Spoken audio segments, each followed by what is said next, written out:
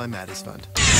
We're rewarding you for something you already do, listening to us. It's Radio Loyalty, and it's an easy way for you to get free stuff. All you do is sign up. Go ahead and click the banner now. You'll earn points as you listen. Points you can trade in for great products and services in the Radio Loyalty store. You can earn even more points when you share your favorite station with friends on Facebook and Twitter. Radio Loyalty. It's free to sign up, so click the banner to join now. You are listening to BeExposedRadio.com.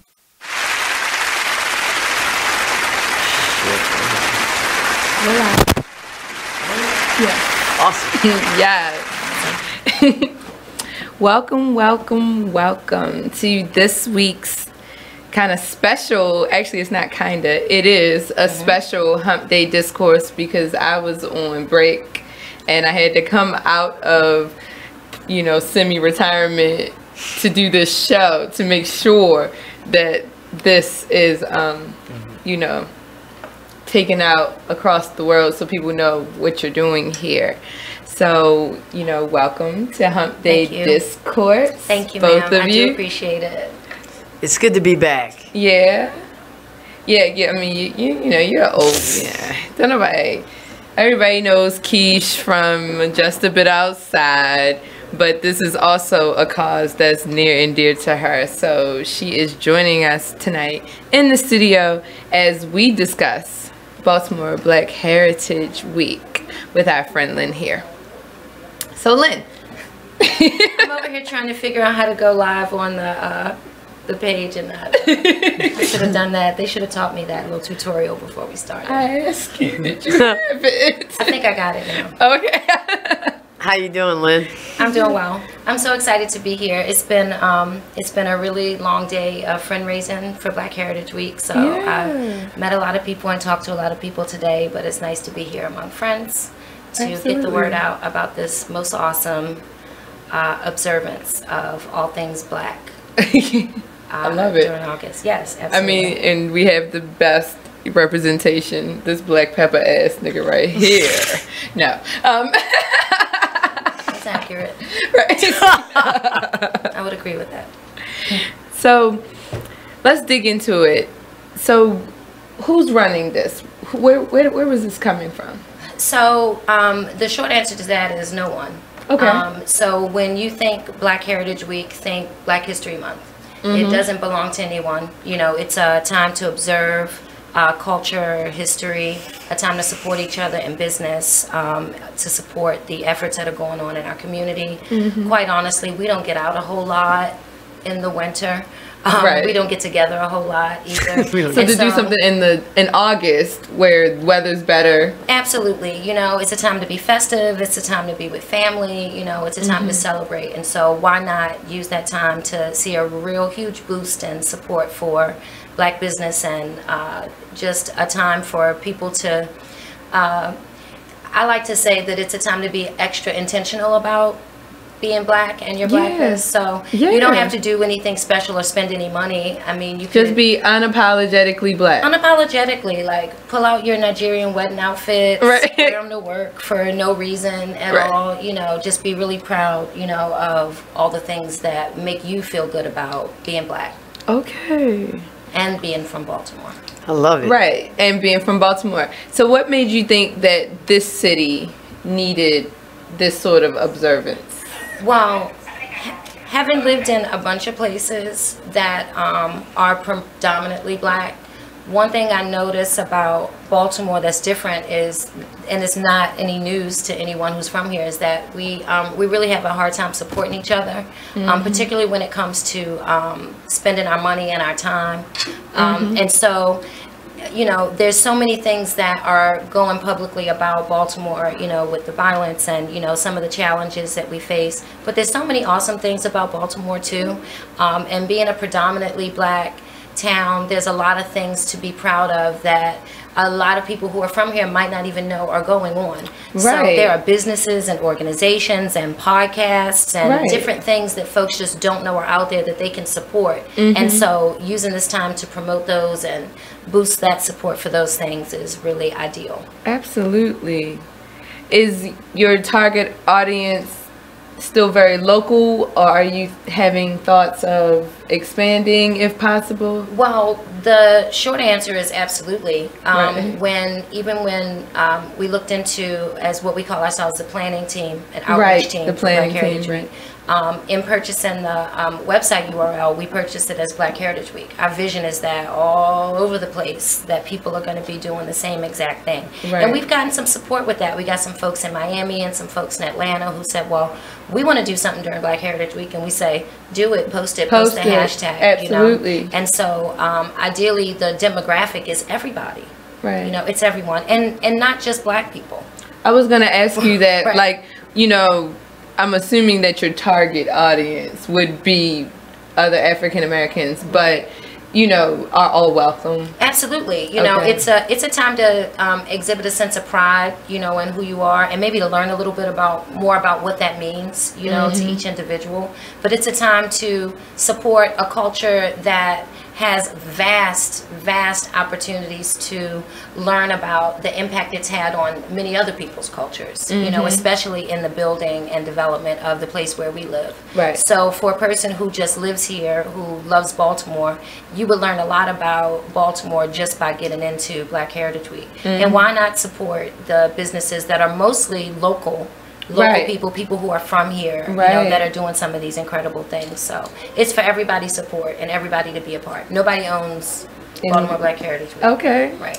That's good. Can we kind of back it up just like a little bit? Okay. And kind of give everybody a little taste of who Lynn Robinson is. You know what I mean? Like, Okay. she's not just this, you know, spicy, super hot, you know, melanated lady that's sitting here with the pearls on as well. I mean, should I like, be jealous? you know what I mean? Yes. Like, Yes. Oh. you know, like, she's not somebody that's, you know, putting on this festival. I mean, this is like an expert. This is someone who is very well known around the city because she does a lot of things for the city.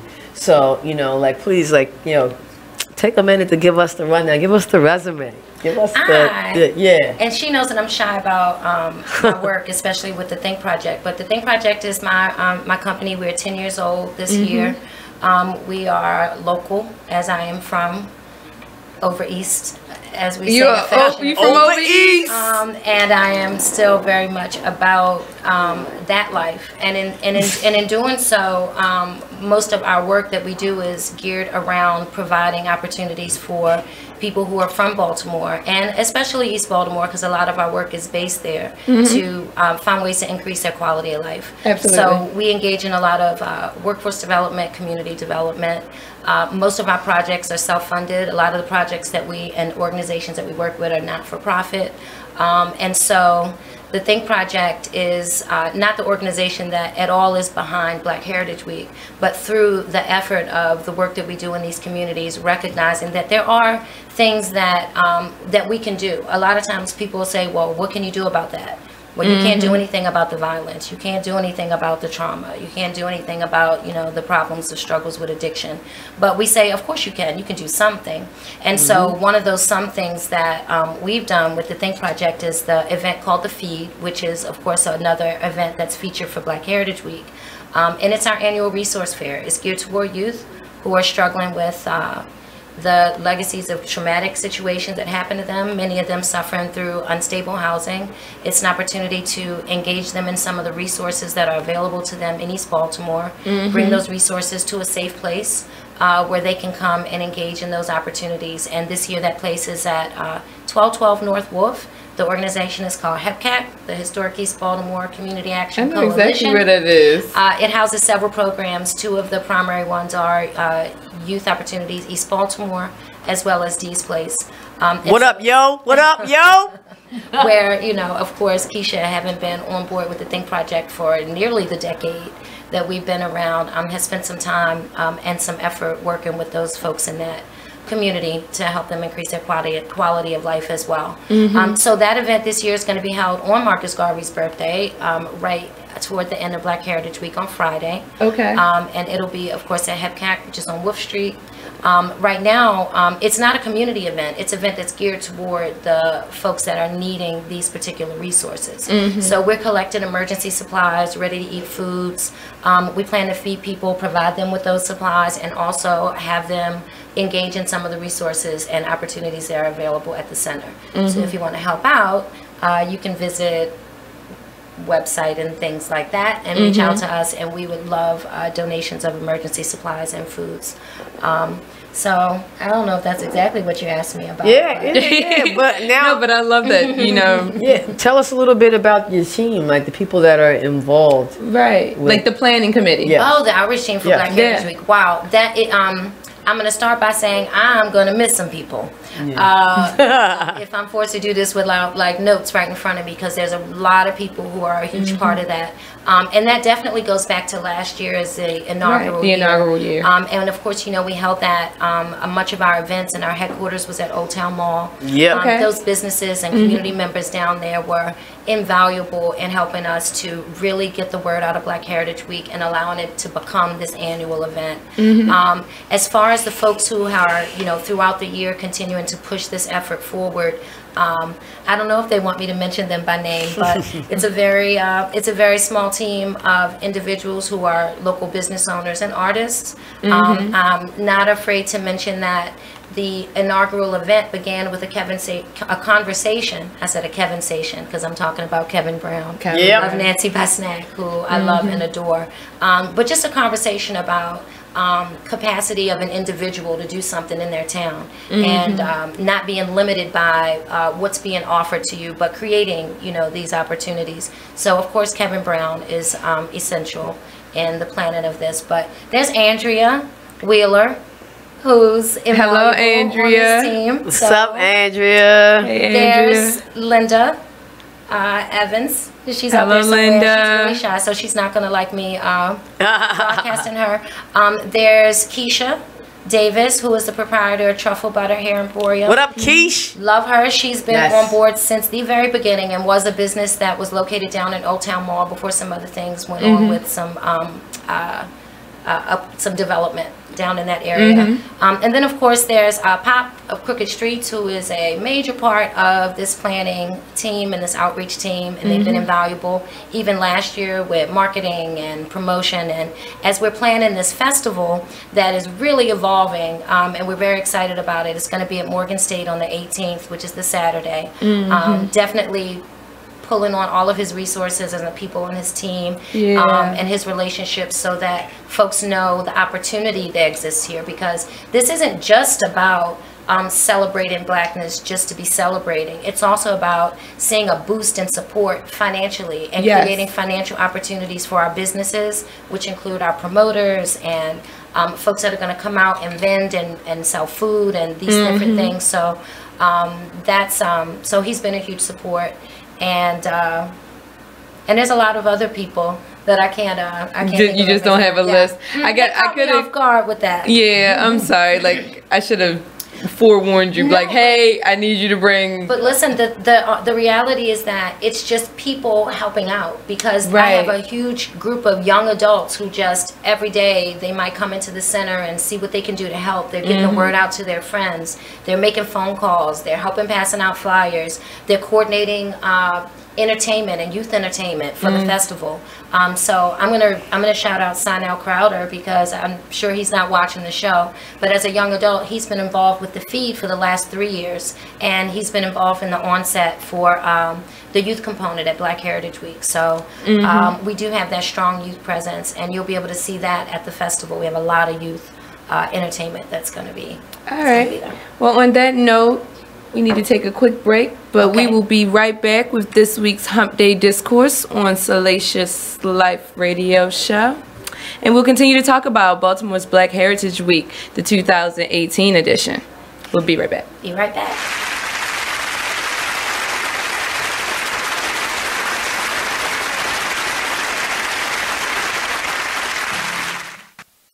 Hi, I'm LeVar Burton, and I'm proud to be a book person. How do I choose a book? Sometimes it's the cover, sometimes it's the title. I guess I'm pretty visual. If a book's really impressing me and the writing is really good, I will peek and see what the last paragraph is, because the endings of books should rock you. I am a book person, and if you're a book person too, read to a child and spark a lifetime of ambition. Join me at bookpeopleunite.org, because reading is fundamental. A public service announcement brought to you by Reading is Fundamental, Library of Congress, and the Ad Council. Green light. Hey girl, school zone. I'm getting hungry. Car changing lanes. You want to meet me for pizza? Stop sign. Intersection clear. Yeah, street. Pizza sounds good. Ballin Street? Girlin Street! It's hard to concentrate on two things at once, like texting and driving. Stop the text, stop the wrecks. How will you stop texting and driving? Tell us at stoptextstopwrecks.org. Brought to you by the National Highway Traffic Safety Administration and the Ad Council. You're now listening to BeExposedRadio.com. Check out this fire flashback. Within our community, we got to look at ourselves and love and support each other. However, when we bring color into the perspective, we are no longer looking at each other as equals. We are dividing ourselves even more so than what society divides us. We're already divided with inequality, not unequality, but inequality within a system that is meant to keep us down. Here we are yet again doing things that are detrimental to our survival and sustaining of a fruitful living. We're causing more mental health issues upon ourselves in our own society and our own communities by talking about the difference in complexion, even when it gets down to the point where we discriminate upon each other. I've often felt that I have been discriminated against, even with my own people, when it comes to me going into a business that is black owned and black operated, and I get up service and then I never want to return and into that establishment because the service was so up.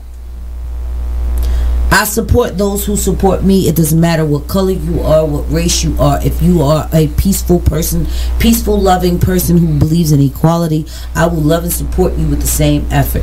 However, being black and supporting black and acknowledging that I love the... Make sure you check out McLean's Couch every Tuesday at 9 p.m. on BeExposedRadio.com. You use Tearless Baby Shampoo because it's gentle on your baby's eyes.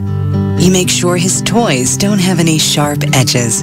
You always test the bathwater to make sure it's not too hot. You taught her what to do when the smoke alarm goes off. You make sure she wears a helmet when she rides her bicycle. You put on his sunscreen, even when he's embarrassed his friends will see. You do so much to keep your child safe. But are you using the right car seat for your child? Is your child facing the right way in the car seat? Is the seat too big or too small? How do you know when it's time to move your child into the next type of seat? Car crashes are a leading killer of children ages 1 to 13. Protect your child's future at every stage of life. For information on the right seat for your child, visit safercar.gov/the-right-seat. That's safercar.gov/the-right-seat. A message from the National Highway Traffic Safety Administration and the Ad Council. Why is Connor having trouble focusing in school? Having trouble finding Connor's middle school? Would you like directions? No, why is Connor having trouble focusing in school? Finding lowest airfare to Istanbul.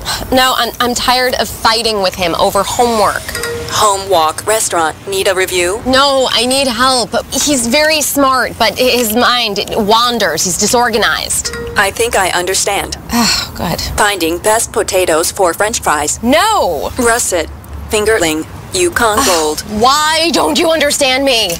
Sorry, I was trying to show how Connor feels every day. Frustrating, isn't it? Redirecting to understood.org. For the 1 in 5 kids with learning and attention issues, this is what life can feel like. Explore understood.org, a free online resource about learning and attention issues, designed to help your child thrive in school and in life. Understood.org, because understanding is everything. Brought to you by understood.org and the Ad The Artist Exchange Radio Show every Friday, 7 p.m. to 9 p.m., every Saturday, 12 p.m. to 2 p.m. Real artists, real talk, real live on BeExposedRadio.com. I was meeting with a friend yesterday, and I've gotten to the point where don't ask me a question because the truth is going to come out.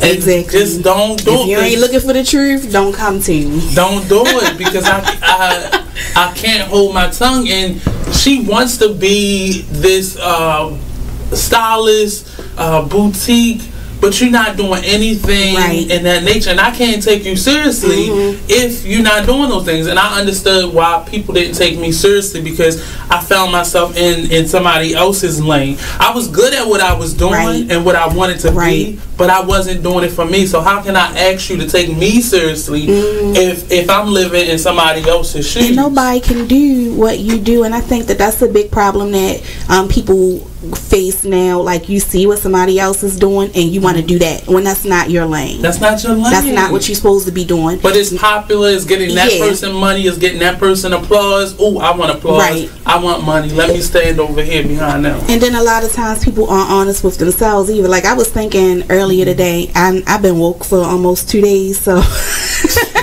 so you get honesty, and I was thinking, like, The Artist Exchange Radio Show. You are listening to BeExposedRadio.com. Dear God.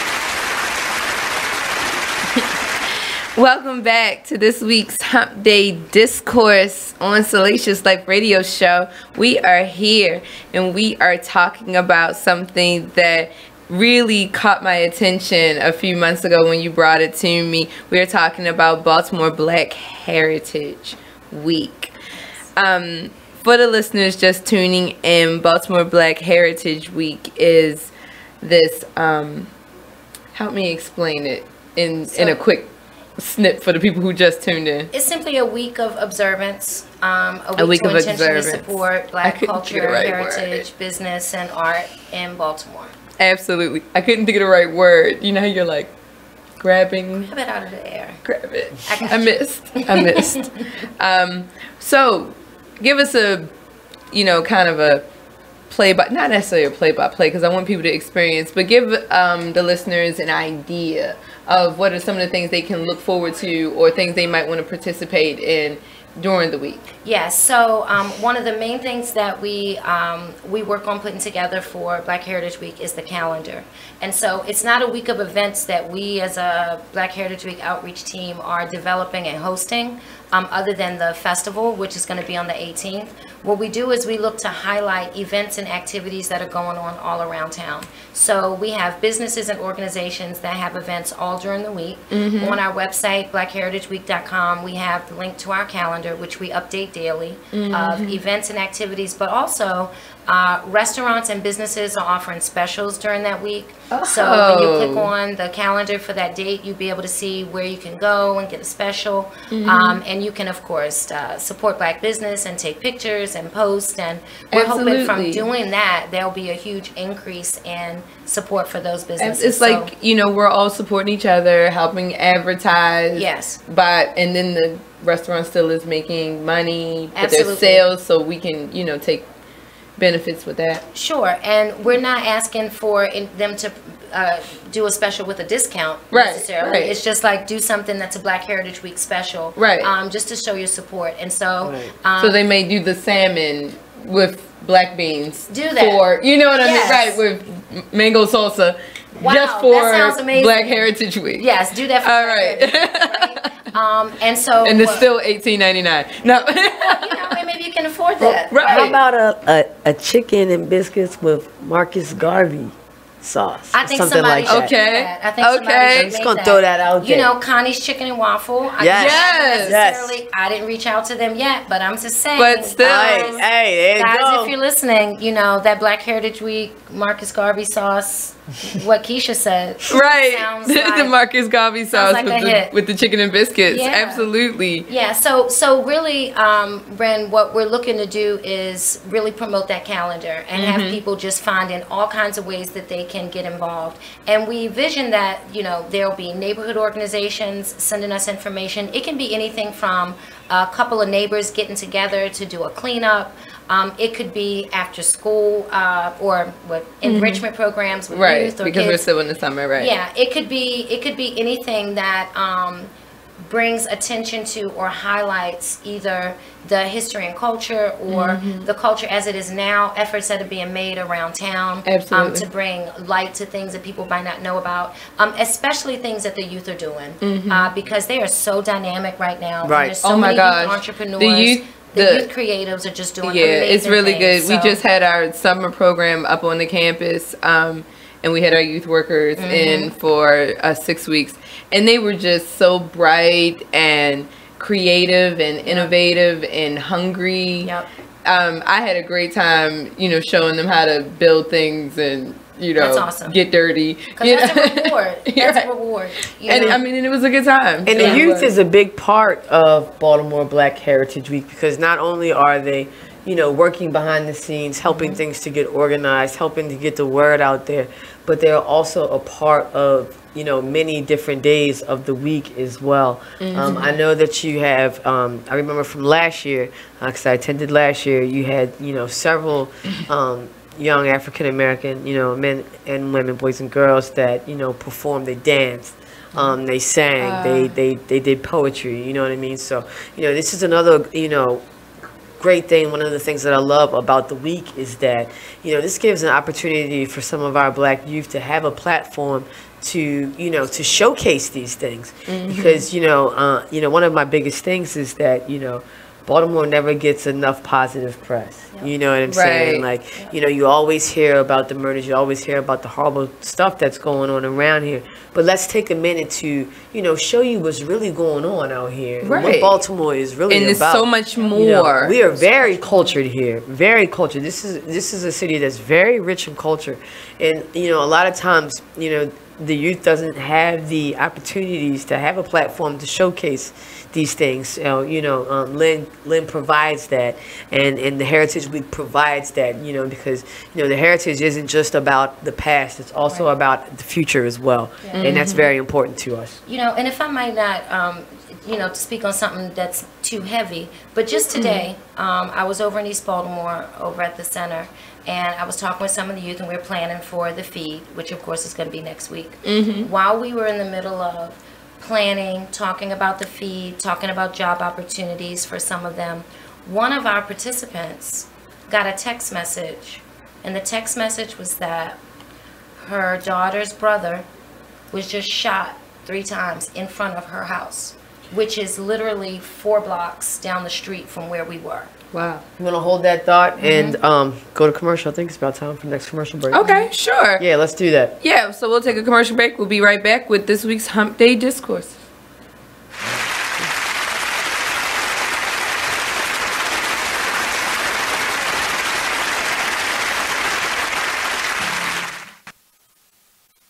My name is Ruth Rusi.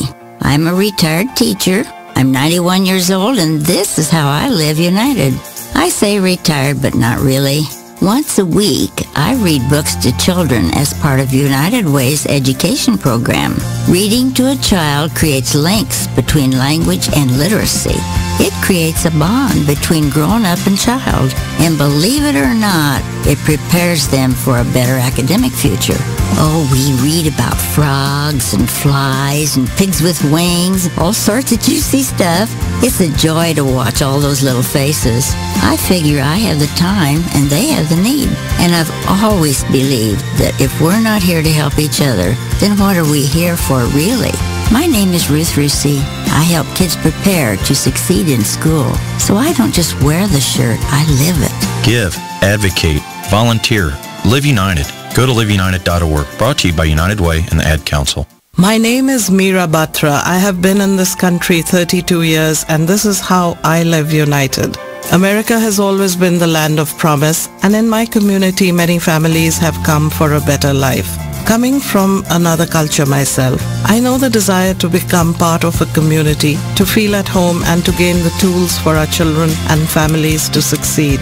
So I advocate for these families with United Way. United Way empowers them to look beyond their histories and to see what opportunities are available. We help them get involved with their kids' schools, network within the community, and when we do, we unite them. We make the community stronger. What I do is something I wish someone had done for me, and I am so grateful I am able to. My name is Meera Batra. I help families see opportunities and succeed. I don't just wear the shirt, I live it. Give, advocate, volunteer, Live United. Go to liveunited.org. Brought to you by United Way and the Ad Council. Keyboard Cat, Hamilton the Pug, and Toast Meets World. These are some of the internet's most beloved pets. With millions of YouTube views, shares, Instagram likes, followers, and fans across the globe. But what do all these amazing pets have in common? Their stories started in a shelter. Start your story. Adopt a dog or cat today. Visit theshelterpetproject.org to find a shelter or adoptable pets near you. Training that pet to play the keyboard? Well, that's entirely up to you. Visit theshelterpetproject.org and hear more about Hamilton the Pug, Toast, and Keyboard Cat's amazing adoption stories. Start a story, adopt a shelter or rescue pet today. Your perfect pet is just a click away at theshelterpetproject.org. A public service announcement brought to you by Maddie's Fund. You are listening to BeExposedRadio.com. We are back to this week's Hump Day Discourse, but before we get into this amazing event, better known as Baltimore Black Heritage Week, we have some, what's it called? What? Stuff for the station, you know. Announcements. So, announcements for the station. Thank you. I just do not have the vocabulary today. I was trying to do it. We're here to help you. Right, see? Message. So, the message is... Message. No, okay, all right, it's like... Be Exposed Radio is having an open houser. Okay. Friday, August 24th from 5 to 8 p.m. It is an event that includes networking, live broadcasts, refreshments, and open mic for artists. It will be held here at 200 East Lexington Street, Suite 711, and that's in Baltimore, Maryland, 21202. Don't forget to bring your business cards.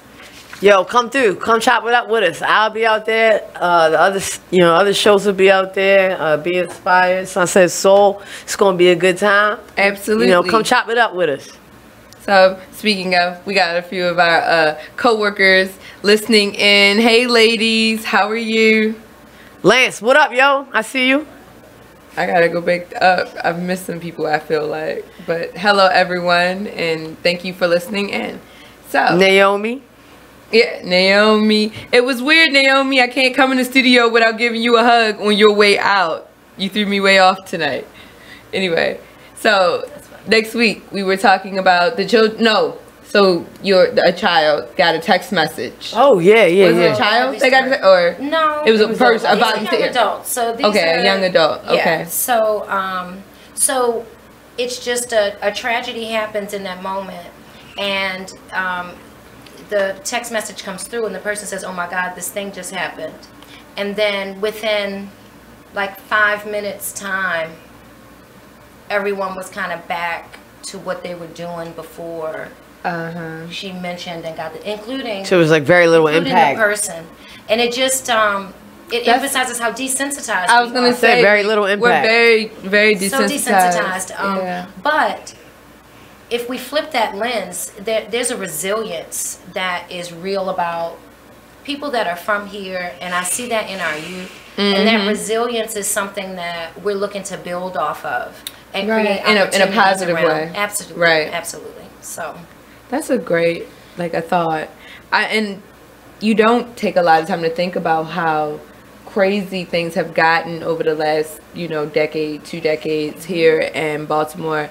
I mean, this is a beautiful town. I love it. I walk down the streets and it's like, Picasso or Da Vinci or whoever your favorite visual artist is painted the streets. I mean, it's that inspiring to me. Just the architecture in Baltimore, it pioneered so much, to other cities in the United States. And it's just beautiful to see. It's a big melting pot of very classic European architecture, things that you just don't see anymore. Yeah. But with that being said, things have changed socially here in a dramatic way. And, I even think about my own child, very desensitized to the realities of the dangers that could be out there lurking, you know, for him later. I find myself like even somewhat desensitized. It used to be like, you know, the bird would be out and the first thing you do is go get in the house because you didn't want to be outside when the guy ran past you with the gun and the police are shooting at him. Now it's like the bird comes out and you like, they ain't gonna find his ass. You think they gonna find his ass? I bet you $3 they gonna find his ass. Like, it's just completely changed, you know. There's absolutely like no respect for one another. There's a very crab in a bucket mentality that's, you know, become the norm in Baltimore. And this is a very talented city. You know, people, when they join together, just make amazing things happen. Just things you can't find anywhere else. You know, I always tell people, I think of Baltimore very much like an old copper pot that you might get from the thrift store. Like, you had to put some elbow grease in, but that bad boy is going to be beautiful, shine, right? It's going to shine like something you've never seen. That's a good one. And that's really how I feel. It has its own personality here. Yeah. I mean, it really is Charm City. Yeah. You know? Yeah. It really is. And, you know, thank you, Rem, for that, because, you know, for me with Black Heritage Week, it's something to rally around. Yeah. And it's something to just be proud just for what? You know, just to be, just for the, you know, just to be proud. And, you know, I've heard people say, oh, well, what if people are like, well, didn't you get Black History Month? And don't you get, but why is that enough? Don't you get, like, what does that mean? Like, I'm like, I don't so somebody has to give me permission to celebrate my culture? You know, don't you get Black History Month? Don't you get Didn't we give you that already? Kwanzaa? Like, don't we give you that? It's on the calendar. Like, didn't you take didn't you take like, let me celebrate. You know, some of my favorite things about the city is the different cultural celebrations that we have all over the place. I mean, we do. There is the Caribbean Festival, the Greek, there was just Polish so festival, they just had another like get together. And they had the Caribbean Festival like a month ago, but then we just had Jamaica Independence Day. So then we had another little something for that. So shout out Keisha. I love the fact that, you know, there's so many different cultures in one place, and we have been able to not only come together as African Americans and celebrate doing things like, you know, Black Heritage Week, AFRAM, things like that, but also to break apart and show our diversity, like show how much we bring, you know, everything from, you know, the West African Festival to the West Indian Festival, you know, just really celebrating our diversity. Yes, and you hit it on the head, Rem, because our vision, and I was talking with Pop from Crooked Streets today as we were looking at the space at Morgan. The vision is, you know, imagine Artscape, but all about Black heritage from throughout the diaspora. You know, and an opportunity for people here and from all over the world to come and see what and we understand have to the offer difference about Black American history and heritage, because that to me is a thing on its own. You know, like there's a difference between African history and, you know, things like that. Like I feel like, or even Caribbean history, people, transplants, like I feel like there is something very unique and special about being a Black American, especially today. Absolutely. Do you know what I mean? And there's a reason to celebrate that. Absolutely. Because we're given all kind of reasons to reject those parts of who we are, you know, but give it an opportunity to celebrate. And like, you know what? One thing that Black Heritage Week is saying about every Black person is like, you know what? You're all right. You're okay. You know, like it's all right. It's okay to just be whatever way you are, and that we can celebrate that, you know, the uniqueness, or even if it's, you know, the similarities, you know. Let me piggyback off of that too. And the onus is on us to celebrate that. You know what I mean? Like, I mean, I know that we just talked on my show about LeBron James and how he opened the I Promise school. And, you know, like a lot of times, you know, we have a tendency to, you know, look to celebrities, look to athletes to, you know, make, you know, and don't get me wrong, I love it. Like, yo, please, by all means, let's do that. But what I'm saying is, you know, the onus is also on us to do these things as well. Absolutely. You know what I mean? And part of, you know, Baltimore Black Heritage Week, like you said, the community cleanup, you know, and things like that, you know, we can do that too. You know what I mean? And I mean, to in me, Baltimore's communities are so sweet, and it almost means a lot more because, you know, when you see these things happening at home and it's that much more tangible, you know what I mean? And that's another thing that Baltimore Black Heritage Week provides and why it's important week for Baltimore. I wanted to piggyback on the community cleanup part because, you know, we have dozens of little tight-knit communities all throughout Baltimore. I mean, just sweet, and they have their own little thing to them, their own little uniquenesses to them. And I encourage all the listeners to reach out to your community leaders or your community center and see what is planned for Black Heritage Week. And if it isn't anything planned, get on it, get something planned. Because Black Heritage Week, like she said, involves everyone, so everyone can be their neighborhood ambassador. Everyone can join in and create an environment that we all feel proud to live in, you know. So, you know, just reach out. You know, it really. I'm getting all excited just listening to you talk about it. Like imagining people all over town just coming outside. Absolutely. And, like, I mean, you know, grab a pair of gloves. You know, go to the dollar store, get you a few, you know, supplies. I'm not saying go and break the budget, but you know, and if you don't have supplies, there are places that you can go to get supplies. I mean, I know for a fact that on the corner of Milton and North Avenue, every single day they are giving away everything you can possibly think of to people who are in need. You know, I mean, food, garbage bags, all that kind of stuff. I see it every day because it's right down the street from the complex. You know, so I see it every day. Get you some supplies. It doesn't take a whole lot, even if you just clean up the 3 squares in front of your house. And we encourage you, if you are inspired in any way to coordinate an event, especially a community cleanup, please reach out to Black Heritage Week on Facebook. Absolutely, so that they can reach out to us on our website. We can help and support you by helping to provide some resources and connect you to some volunteers and some other things that you might need for whatever your particular project is. See, even easier than I thought. You know, I just didn't want people to think, oh, because it hasn't been done in my neighborhood, it can't be done in my neighborhood. You know, I really encourage people to just step outside and look at the simple things they can do to promote, you know, love and community in their own tight-knit little neighborhoods. Yes, yes. And when we're talking about just doing something because there needs to be a solution and something needs to be done. Absolutely. I'd be remiss not to talk about the efforts of the Baltimore Ceasefire campaign. Absolutely. And, oh my gosh. And the huge impact that that's having in our community. And that, like Black Heritage Week, it is not something that you should just do whenever you're prompted or encouraged to, but something that you should carry with you and think and make part of your everyday. Absolutely. And so we're hoping to encourage that effort as well, you know. I mean, we need it. Baltimore right now has an alarming murder rate of it is the second highest in the country at the moment. I think it was like 65.7 per 100,000 people. So we have the second highest murder rate in the city. I mean, that was as of like maybe a week ago. So you never know how that may go. You know, us in St. Louis, you know, we run neck and neck. And maybe St. Louis can adopt some of these community, you know, ways. I mean, we're hoping to, you know, encourage other cities, like you were saying. You just bought the domain that said Black Heritage Week. You didn't give it a specific, you know, demographic, a specific place.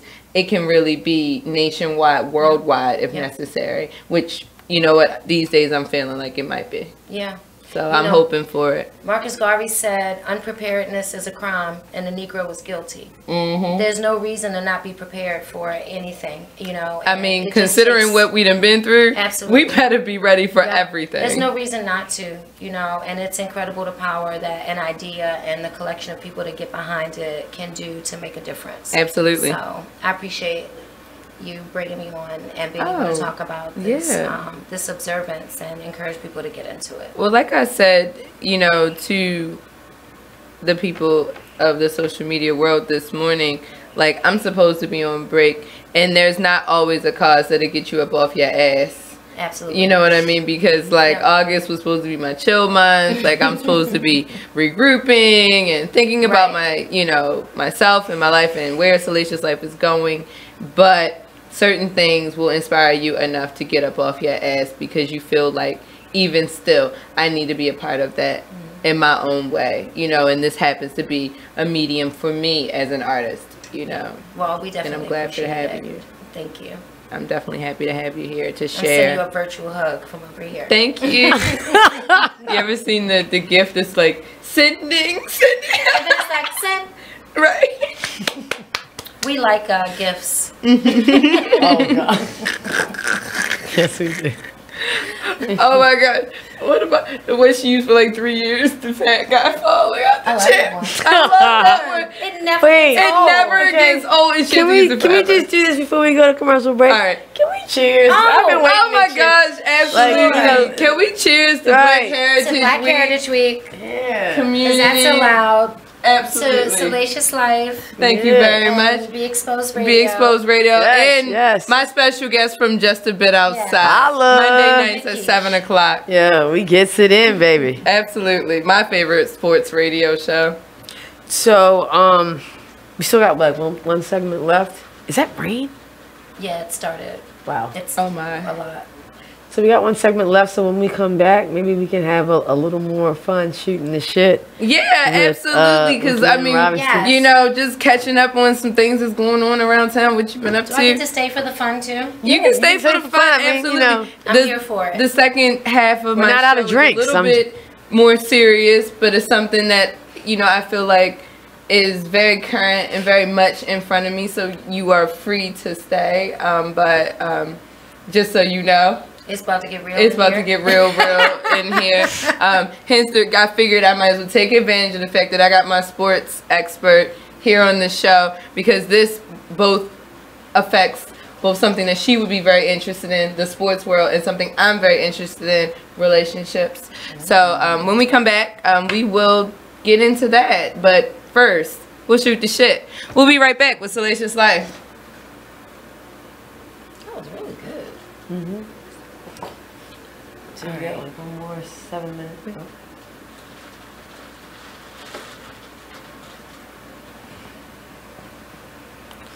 Okay, or maybe not. When I'm awfully low. I thought it was time to take a break, but apparently we can shoot the shit now. We're still live. Okay, so. all right. Cool. Hey. No worries, no worries. All right, so, all right, let's, I guess, kind of go. Let's address the elephant in the room. Okay. It is pouring. It is pouring down raining. Right. We have been so hot. All right, so for the last few days, right? It has been extremely hot. So They've hot. called for thunderstorms. We get the lightning, but no rain. Finally, right now, it has opened up. So we're going to take a break, and we will be back with Salacious Life, so we're going to shoot that shit for real. All right. You are now listening to Just a Bit Outside, the sports radio show at BeExposedRadio.com. Come join us every Monday night from 8 to 10 p.m. on YouTube, Facebook, or at BeExposedRadio.com. So we had a lot of things going on. Mother's Day, Major League Baseball, pink bats, pink outfits. Yeah. They certainly did the mothers good. They don't show them justice. Like Jimmy said, the pink bats, cleats, all types of pink highlights in the major leagues. The Orioles were swept by the Kansas City Royals. Wah, wah. The Kansas City Royals. Thank you, Eric. Kansas City Royals is they're like one of the worst teams in the Major League Baseball right now. Yeah, so that was a little tough. Yeah, so the Orioles no longer have the top record. It belongs to the Washington Nationals now. Yeah, so that was tough. So hopefully they'll get back on track with the next series. Maryland, we got some local sports, collegiate to report. The Maryland lacrosse. Let's shout out the Maryland lacrosse team. They are in the NCAA tournament, and they... Hey, this is Mark, just a bit outside on BeExposedRadio.com. Listen to us every Monday, 8 to 10 p.m. on Facebook and on YouTube. Hey, there's my son. You've been in your room all morning. Hey, Dad. Matt, what's wrong with your voice? There is nothing wrong with my voice. Oh, well, it's just sort of. I have been playing my video games and electronic games for so many hours. Uh-huh. Well, it sounds like it might be time for you to take a break, or... Hello, Dad. Susan? I have been watching TV and text messaging all morning. Yay, electronics. Yay, yay, yay. Guys, I think it's about time to get in the car and take a little trip. Maybe see some trees, some green things. What are these green things you speak of? This weekend, unplug. Take your family to the forest. There's nothing in the world like experiencing nature firsthand. Trees, paths, bluebirds, streams. Getting closer to nature can get you closer to your family. To find the forest nearest you, go to discovertheforest.org. Brought to you by the U.S. Forest Service and the Ad Council.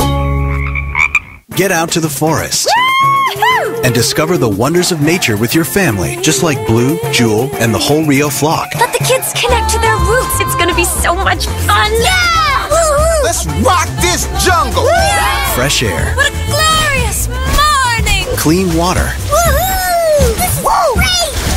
And endless surprises. Yo, this is untapped territory. How amazing. Visit discovertheforest.org. Brought to you by the U.S. Forest Service and the Ad Council. So when you get to the corner of Smith and Orchard, you're going to want to take a left. You are not going to. Then what you're going to this. do is turn onto Marcy Avenue. Just broke up and go past the first apparently 3 she's lights happy and then about take it. the next left. I don't really then think drive 5 she's more happy, blocks but and you should be who there. am I to judge, right? Park on the Anyway, right. That's I'll what see I you heard later last tonight. night. It's hard to concentrate on 2 things at once, like texting and driving. Stop the text, stop the wrecks. How will you stop texting and driving? Tell us at stoptextstopwrecks.org. Brought to you by the National Highway Traffic Safety Administration and the Ad Council. This message is for all of you sitting in the passenger seat. And apologies if it gets a little uncomfortable. But how does it feel to be at the mercy of someone who thinks a random text is more important than your life? Someone who takes their eyes off the road while speeding along in a 3-ton hunk of steel. Freaky, right? Well, why not just ask them to stop? Or better yet, volunteer to text for them. It might be a little awkward, but believe me, you'll live. Learn more at stoptextstoprex.org. Brought to you by the Ad Council and the National Highway Traffic Safety Administration. Green light. Hey girl, school zone. I'm getting hungry. Car changing lanes. You want to meet me for pizza? Stop sign. Intersection clear. Yeah, street. Pizza sounds good. Ballin Street? Girlin Street! It's hard to concentrate on 2 things at once, like texting and driving. Stop the text, stop the wrecks. How will you stop texting and driving? Tell us at stoptextstopwrecks.org. Brought to you by the National Highway Traffic Safety Administration and the Ad Council. You are listening to BeExposedRadio.com. Person, but a relatively responsible young person that wants to learn something, because it's not. Oh, we're back. Yo. I can do that. Yeah. So, and Make the moves. what we were just talking about was, I am looking for a reasonably experienced maintenance worker in Baltimore. It's really entry-level position, but you would learn a lot. You know, we have master everything's on staff there, so you would learn how to do just about everything. This is commercial construction, commercial real estate. So if you know anybody, or if anybody knows anybody, I mean, serious inquiries only. I'm talking about entry-level. Right.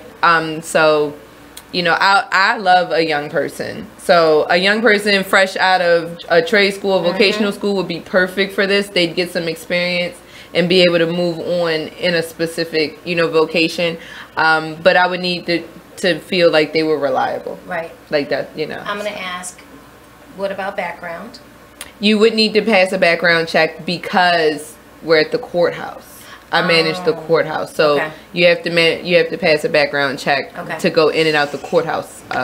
You know, this is the district court, so yeah. And if you can't pass your background check, I do suggest you come to my courthouse and pay the $40 and have them expunge your record. It takes 3 to 6 months, and they will suppress it enough that you would be able to pass a background check to come work for me. And let me also mention that over in East Baltimore at the center, at the feed, which is going to be on the 17th of August. We are going to have people on site to help youth address expungement, issues with court. Thank goodness. Any kind of legal issues. They're going to be resources on site to support with that. I mean, we've all been dumb young people. This is Baltimore City. This is Baltimore. Who doesn't have a record? That's what I always say. I mean, and absolutely. Yeah. Like, that is Baltimore. So, you know, but I want people to be responsible. You know, even I had to be responsible at some point and make sure that I took care of business, you know. So, you know, I just encourage people to go ahead and get that done. So come to 1400 East North Avenue and pay the little fee. It takes 3 to 6 months for the paperwork to be processed, but you would be able to apply for city, state jobs, things that you wouldn't be able to get at this point. Right. And those are the ones that pay right now. Yeah, thank you for mentioning that. Hey, in the few minutes that we have left, why don't you just, you know, really quickly just go over the, you know,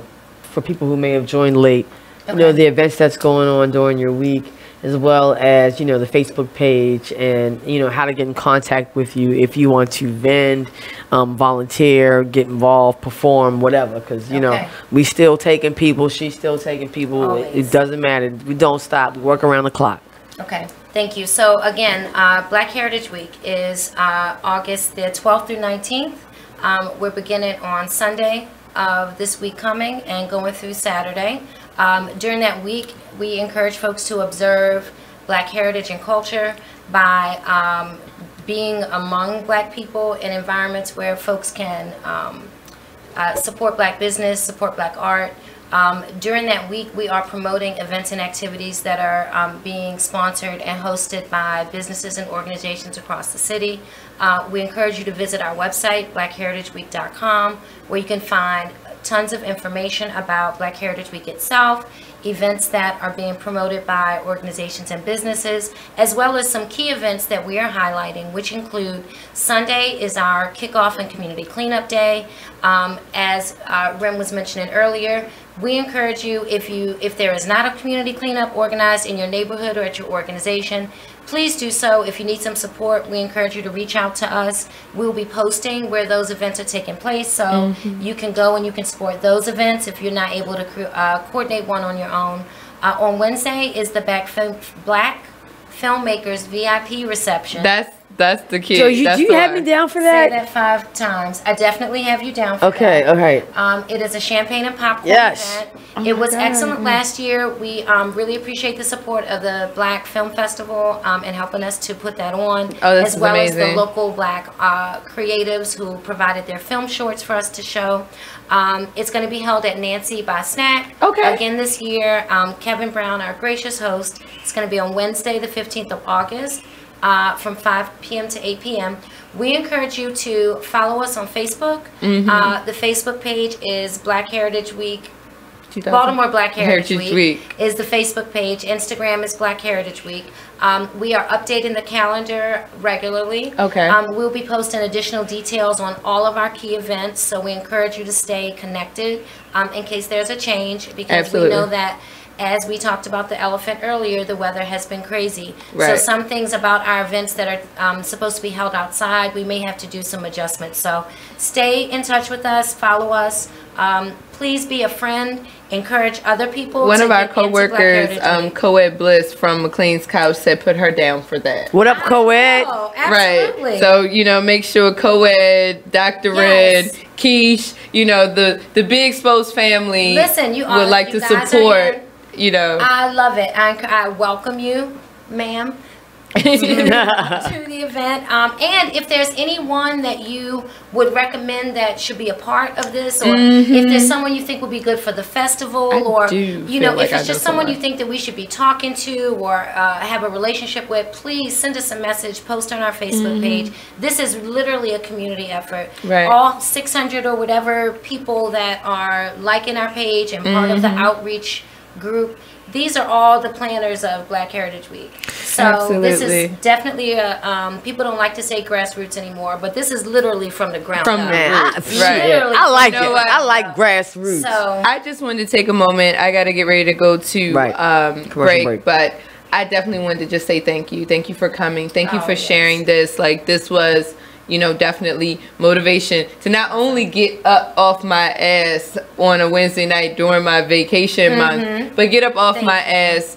on a Wednesday night on my vacation month in the rain. Yeah, absolutely. So this was definitely it. I hope that everyone participates, and we'll definitely be in touch. I just like that thought of somebody I feel like really should be in touch with you, that I think would probably bring something special to it. So thank you so much for coming on the show. And thank you, Keisha, for linking this up for us, because you know, this is something that was important to me from the first day that I got the business card, the day you came home with them from the press. I was so excited. And I still have those cards, by the way. Absolutely. I gave away 2, but I have 2. Awesome. So. Keepsake. Yes. Thank you. And I look forward to seeing you guys out and around town during Black Heritage Absolutely. Week. You already, baby. You already.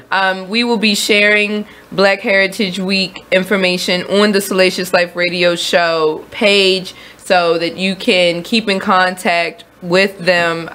I would suggest that you go to their personal Facebook page, like the page, follow the page, keep updated with the events so that you don't miss anything. Tell a friend to tell a friend, baby. Absolutely.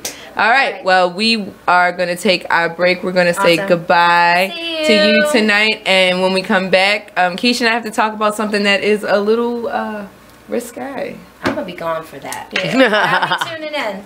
All right. Well, we'll be right back with Salacious Life. All right. That's good though.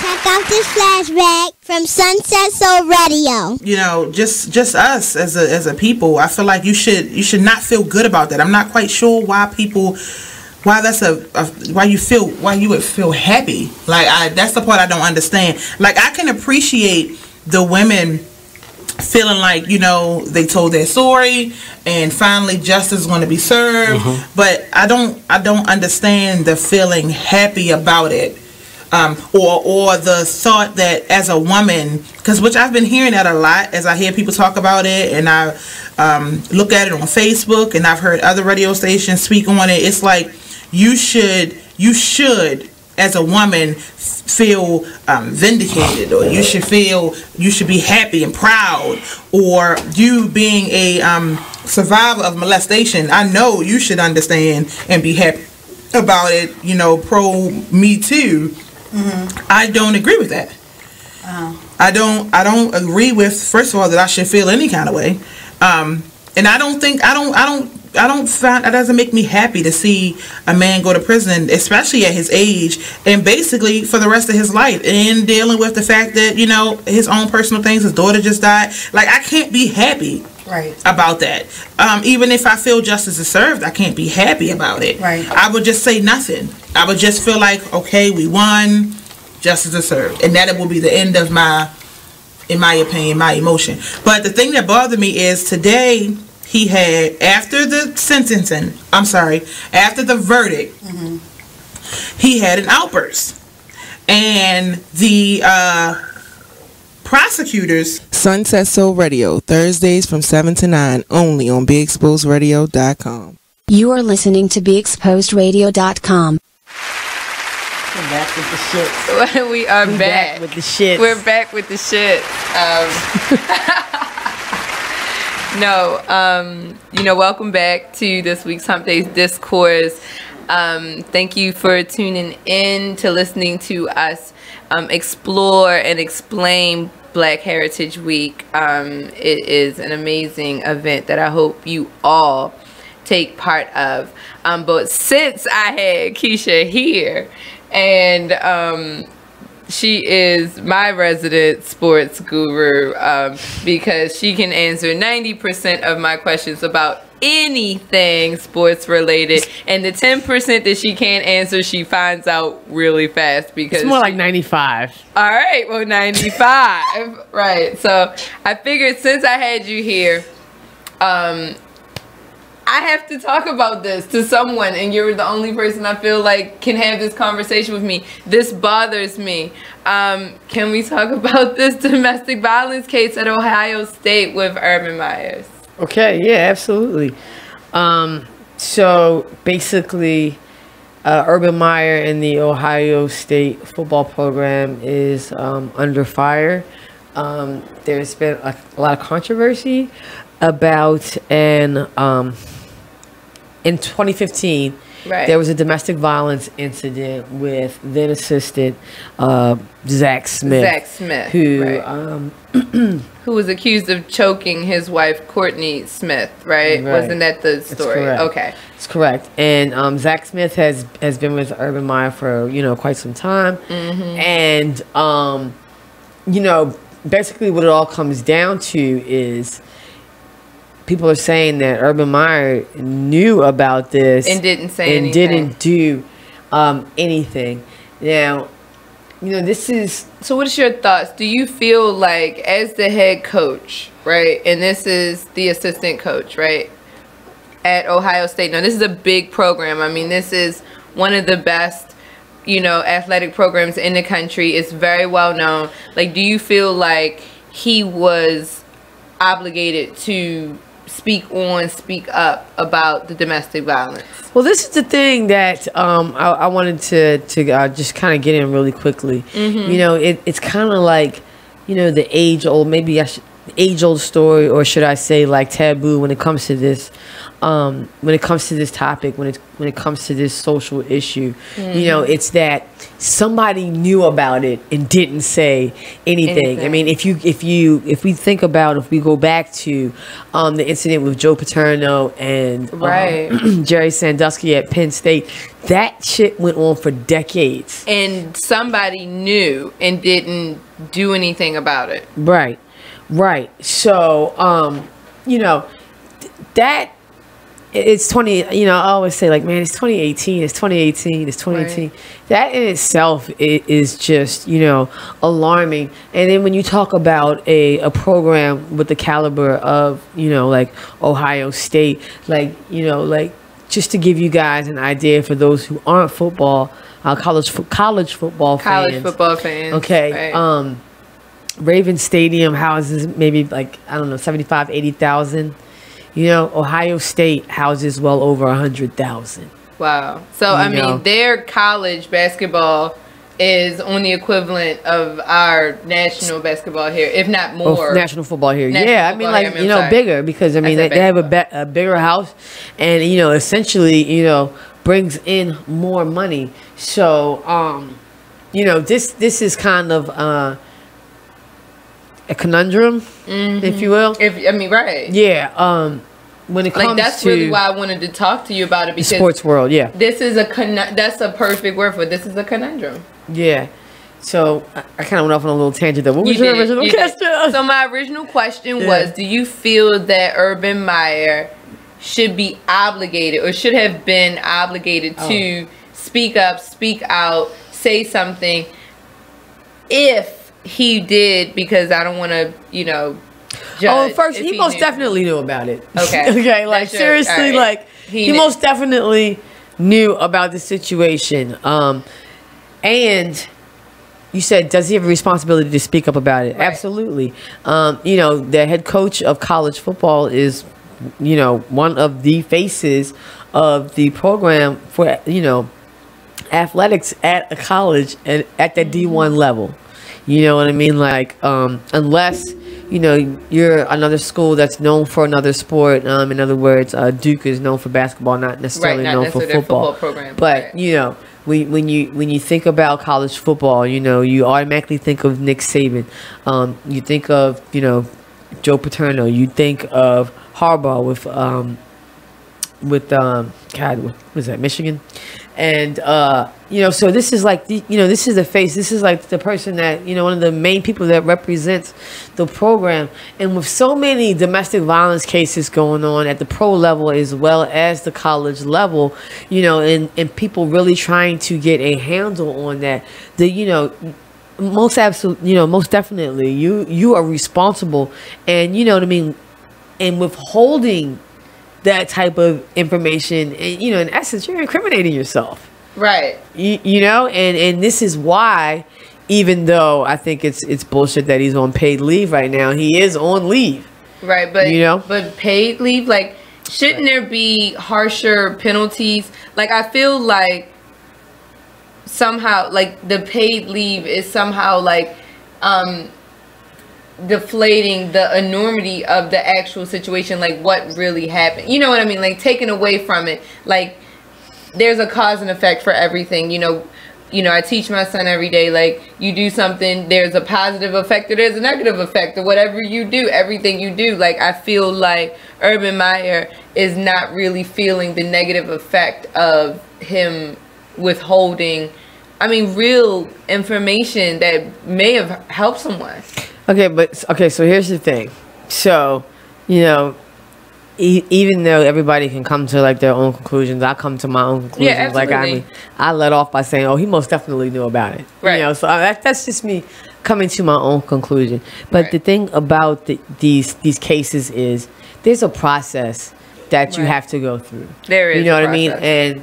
And here, for certain type of people, you are in essence innocent until proven guilty. Right. Well, everybody should. That's what I say for certain type of people, Right. Like, it should be. But, like, for instance, in Maryland, right? Yeah. In Maryland, for domestic violence cases, the assaulted person can withdraw their complaint 100%, and the state of Maryland can supersede that and still process against, the assailant.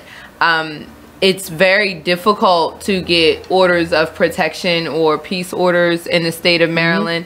So a lot of times these cases go unreported because it's so hard to get these orders, and it's expensive. We're talking hundreds of dollars to get a peace order. Like if you are a disadvantaged individual where you don't have that kind of money, you're really left out there kind of short-handed. Like I feel like, I know there is like once a person is convicted or something like that of a crime, you can put in for restitution. Yeah.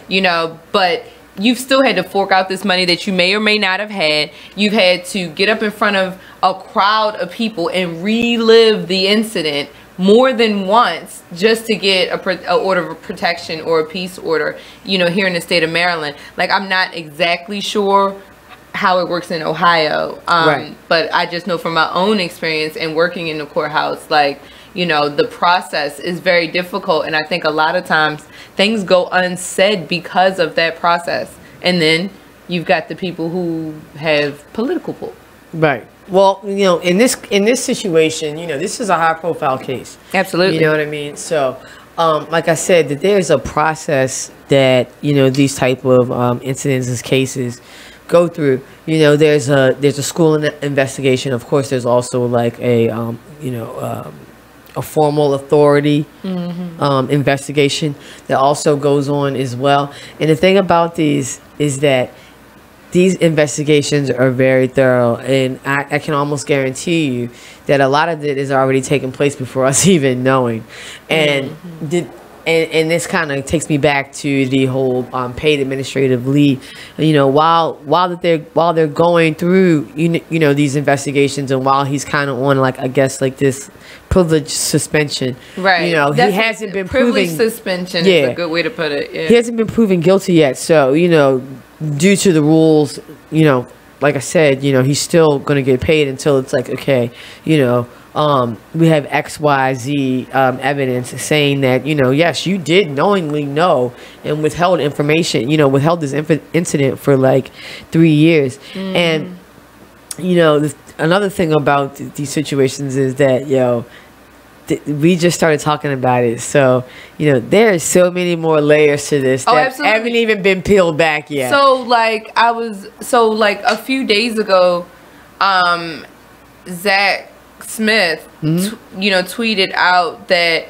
he denied. He tweeted a couple days ago. Yeah. Oh, and he did not. And he somebody's not helping him. And then somebody posted the text message chain between him and his wife where he apologized for the things that he did. So somebody in his team is not helping him. Like getting really crazy, and I was like, oh my gosh, like I need to talk to somebody who knows what the hell is going on because like I don't agree with it. Like, I mean, I feel like things are handled so different depending on what level you're on. You know, like NFL domestic violence is handled really different than college level domestic violence, you know, which is handled really different than your normal average Joe domestic violence cases. And should they pay? You know, like I was looking to see, just curiosity, what were some of the penalties that some of the NFL players who were accused of or convicted of domestic violence had faced. Not only was, you know, I clicked on the first link, I googled it, I clicked on the first link, it was rank.com, right? And it just, I don't know, I guess it ranked it, right? It gave me the top 20, right? And one of the things that bothered me was there were no one but African American men on this list, right? And this is on the NFL level. Yep. And that all of them were heavily suspended and heavily fined, if not expelled from the NFL, depending on the severity of their case. You know, but this guy is on administrative leave. Okay, all right. So here's another thing. One can also argue that, you know, depending upon what position you have or position that you own, and even depending upon what school you go to, you know what I'm saying? Like, let's just say that, you know, it didn't even reach up. Oh, we only have 1 minute. You want to just go to break now and kind of. You know what? We can do that. Okay. Let's hold that thought. We'll go to break and then we'll get right back, and you can tell me about the different schools and the school of thought that you were getting ready to discuss. So we will take a break now, and we will be right back with this week's Hump Day Discourse, and we're talking about domestic violence at Ohio State.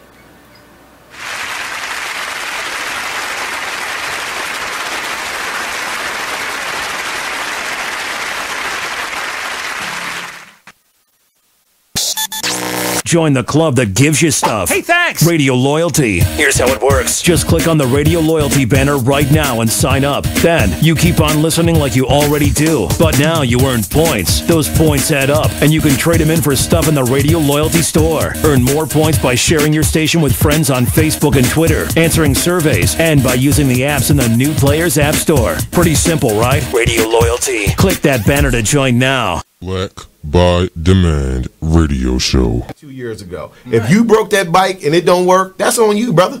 I suggest you get that toolkit out back and then start working with it, right? Yeah. So my son's looking at me like, wow. And I broke down to him how we had got fixing flat tires down to a science. You understand what I mean? Sticking the tube in the water. Right? Talk to me, brother. You understand what I'm saying?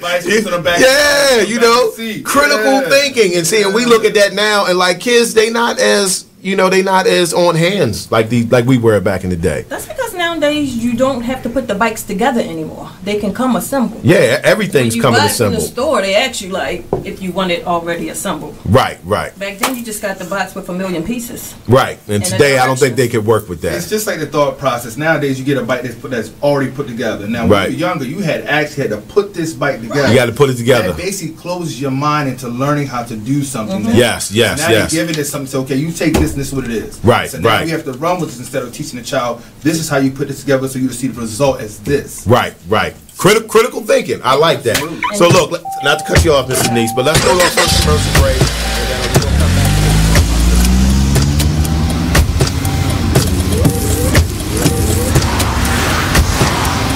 Driving has a rhythm all its own. Don't wreck it with a text. Before you get behind the wheel, silence your phone. Or better yet, designate a texter.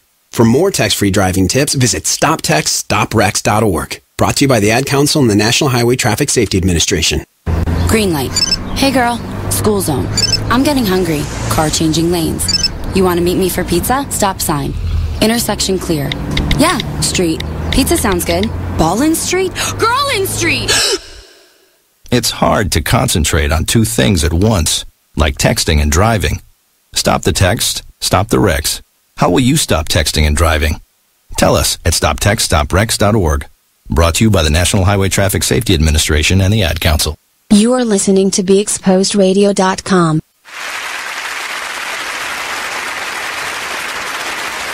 We are back with this week's Hump Day Discourse on Salacious Life with Dr. Wren. We are here with Keisha from the Just a Bit Outside radio show, my favorite sports radio show. And since I had her here, I figured she could help me digest, is that the word? Digest some of the crap circling around Urban Meyers and the Ohio State football program.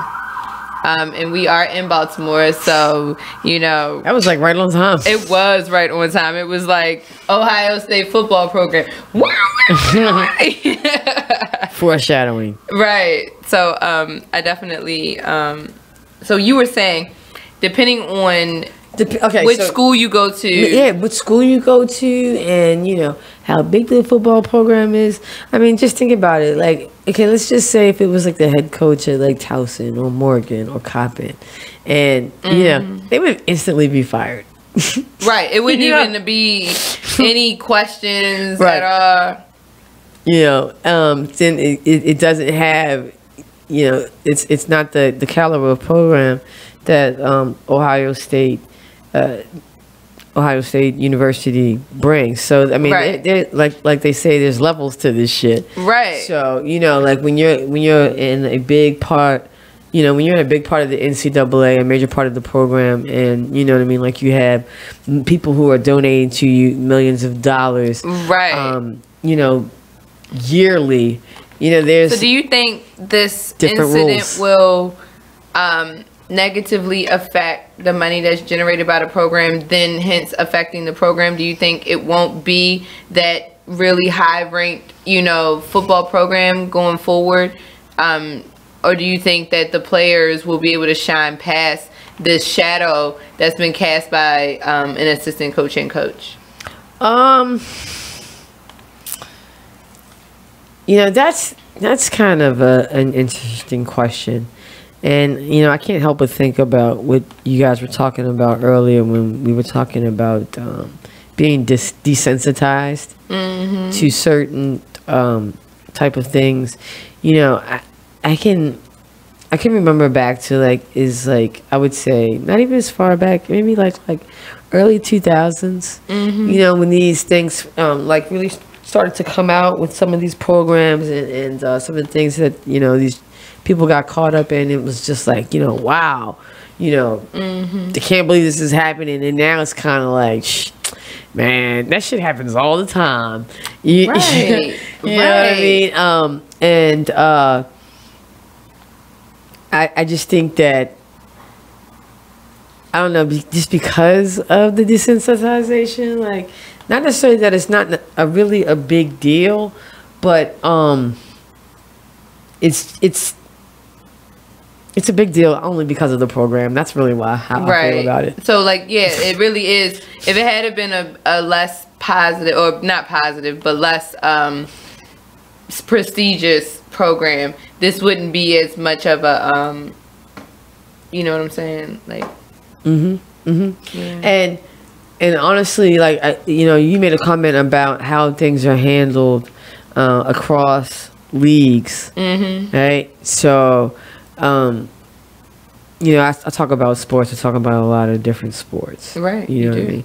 Football has more domestic violence incidents than any other sport. Which, I mean, it was like alarming. Like, I Googled just because I wanted to have some idea of like the kinds of questions I even wanted to ask you while I had you here. Sure. And it blew me away. I mean, and these were players that I loved. I mean, it was just pages and pages of them. You know, yes. Sully on here is talking about he is going to give up music and start coaching. Coach Johnson 2019. So we are definitely going to support you in that, especially for Black Heritage Week next week. So you can be Coach Johnson next week. But what were we saying? I can't with you. Right. I just said while you were here, you know, I wanted to ask you certain things. So when I was Googling to get an idea of how many players had committed, you know, or had been charged with domestic violence or had been convicted of domestic violence charges, it really blew me away. That how many NFL players, you know, and college football players. It's like football tends to have more of these types of charges, and the fact that they are rallying behind this, are they saying that the women who were treated badly just weren't worth it? Like, what is it? Like, they don't deserve justice like everybody else? Yeah, well, one of the things that I've found really fascinating and interesting about this whole Ohio State incident, and I guess this kind of ties into my whole desensitized statement, is that I find it very interesting that we're talking about a domestic violence case, and there is a huge population of Ohio State fans and people who live in Ohio that are actually supporting Urban Meyer. There have been marches, if you will. Right, this is like crazy though, because like they feel comfortable enough to protect someone who essentially protected someone who was violent towards a woman. So do women just aren't worth the, like, why doesn't he feel like he should have stood up for her rights? Like, right. I mean, well, it like I said, it's 2018, and it still speaks to, the fact that, women are still being undervalued in today's day and age. I mean, this is a woman who got choked out. Right. I'm not laughing about it. No, but I mean, but for real, like this is somebody who got choked out, and there are people who are actually marching and petitioning for somebody who knew about it and didn't blow the whistle, right, if you will, for this person to keep their job, which is just like crazy to me, right, absolutely crazy to me, because I feel like I said, had there been another program, a smaller program, or an HBC, right, just any, right, we would be calling for heads. You know what I mean? Absolutely. So, and you said you also spoke a little bit about how it's carried across the board. I mean, really, the NFL is no better. There is so much inconsistency as far as how the NFL handles these domestic violence cases. I mean, you even said yourself, when you went to look this up, you were kind of surprised at how many African Americans, right? Like, I mean, were right, and like things go by like a case. It's the thing that's crazy about the NFL. It's like a case by case basis. You know what I mean? Like, I mean, we can name several black NFL players that had domestic violence. I mean, we're in Baltimore. I mean, we're in Baltimore, so we got Ray Rice off the top, right up the top, right. And then there's also like Greg Hardy and a couple of other guys out there, and these are just like recent kind of cases. Right. But, nobody can name, the white kicker from the Giants who, beat his wife up too. Right. You know what I'm saying? And nobody can really tell you how many games he got suspended. Right. But, like when it comes to certain NFL players, off the top, like, do you think this person's gone for life. Part of this is because of the status of the player when it happens? Because, like, some of the famous ones, of course, that we can think of is like Ray Rice. Well, he played in the Super Bowls, like he was very famous. Terrell Owens, another big one that we all knew about, and things were, like, do you think that their status is what makes them more well known, or do you think that they may be unjustly criticized publicly because versus like maybe people of another ethnic persuasion may be protected a little bit more than them? Or this is just opinion, this is just thoughts. I'm not saying that this is fact or fiction. I'm just curious. The thing about the NFL is that they're so inconsistent. I can't even really say like, oh, it's just because. Right. It's like you have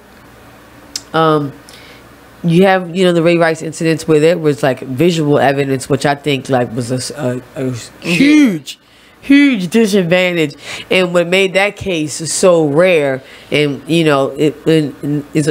major reason why he hasn't been able to come back. Right. You know what I mean? Because you actually had visible evidence. You people actually saw him. him, and that makes a big wife difference. out, or later to be wife out. Hold that thought. Sure. And we will be right back with Salacious Life with Dr. Wren. This week's Hump Day Discourse.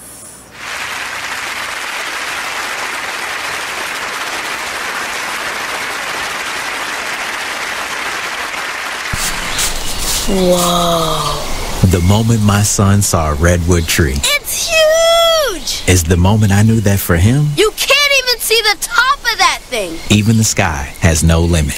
There are some moments only the forest can inspire. Find yours at discovertheforest.org. Learn about forests near you and discover cool things to do when you go. Your moment is out there. Find it at discovertheforest.org. Brought to you by the U.S. Forest Service and the Ad Council. 50s, late 40s, early 50s. That's not uncommon. It's a lot of. I mean, I can give you examples like that. But it's a good thing he's dead because she can actually move on. Like you can't move on. If he was alive, if he was alive and she found out she was having sex with her father for 15 years, you can't move on from that. Somebody's got to die. You can't. It's gonna be hard. Somebody's got to die. So wait, that means he didn't know either, though. Immediately, so I can stop vomiting because I don't have nothing else left to vomit. All my insides, all my skeleton. He didn't know either. That's what would be the crazy part. He wouldn't. He still doesn't know because he's dead. How does that game go? Marry, screw, kill? How does that work when it's your dad? Oh my gosh, we talk about stuff like this and more every Tuesday at 7 p.m. on Talk Lately, the radio show. Only on BeExposedRadio.com and on YouTube live where you can see it. Jacqueline. Yes, Mom? I wanted to talk to you about something and... Oh, wait. Hold on. I just got a text. Oh, there's another one. Wow. Busy me. So anyway... Oh, wait, Mom. I just got a message. My friends keep commenting on my comment. Oh, there's another one. So many comments on my comment. Oh, I can't wait to watch TV tonight. Playoffs! Hey, guys, check out my new video game. Pew, pew. Wait, Mom, what? Huh? What? Hold What'd you say? Wait a second, what? This weekend, unplug. Take your family to the forest. There's nothing in the world like experiencing nature firsthand. Trees, paths, bluebirds, streams. Getting closer to nature can get you closer to your family. To find the forest nearest you, go to discovertheforest.org. Brought to you by the U.S. Forest Service and the Ad Council. Hi, I'm LeVar Burton, and I'm proud to be a book person. How do I choose a book? Sometimes it's the cover, sometimes it's the title. I guess I'm pretty visual. If a book's really impressing me and the writing is really good, I will peek and see what the last paragraph is. Because the endings of books should rock you. I am a book person, and if you're a book person too, read to a child and spark a lifetime of ambition. Join me at bookpeopleunite.org because reading is fundamental. A public service announcement brought to you by Reading is Fundamental, Library of Congress, and the Ad Council. You are listening to BeExposedRadio.com. We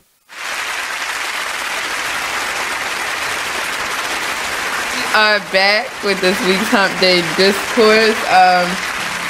Sully says, UMES for the championship 2019. Oh my. You know he's a UMES alum, so. Yeah, but do y'all have a football team, though? Right. UMES does not have a football team. One of the things I love about Maryland is that it's definitely a college state. We've got so many colleges. We have so many HBCUs right here in Maryland. But one of the things that was baffling to me when I was looking at schools in Maryland, just understanding how the schools worked, was that several of the HBCUs did not have football teams. Right. And when you think Coppin doesn't have a football team either. Coppin does not have a football team. There were others, but they have since closed, so it doesn't matter.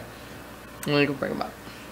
Okay. So anyway, before we went to break, you were talking about... Was I talking about like the inconsistencies in the NFL? We were talking about the inconsistencies in the NFL. We were talking about the video evidence that made things probably the worst for Ray Rice and him not returning to the NFL. We were talking about how, the majority of the cases are African-American males. Yeah, absolutely. Okay, so we all know about, like I was saying, like, the whole Ray Rice incident, because there was actual visual evidence.